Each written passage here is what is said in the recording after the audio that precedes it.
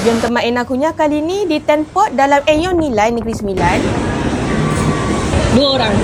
RM9.50 dia lunch dia pukul 11 sampai pukul 5 lah. Kalau dinner RM8.50 tu boleh pilih 2 jenis sup sahaja. Dulu orang akan pilih sukiya tom yum, spicy shabu, chicken soup dengan kimchi. Nak refill daging boleh scan QR yang kita bagi. Kalau nak refill sup pula boleh je panggil staff kat sini. Dekat dalam itu unlimited. Alright.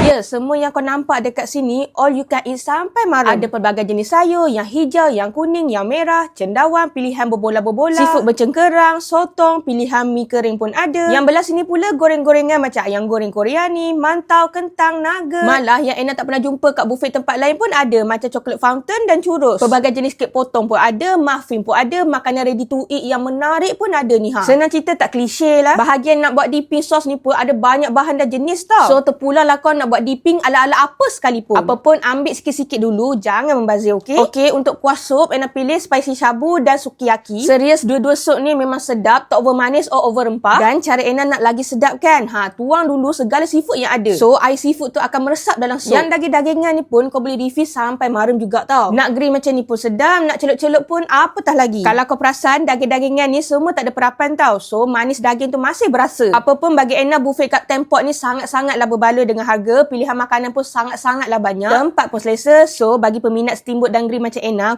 kau dah cuba ke belum? Memang maram weh.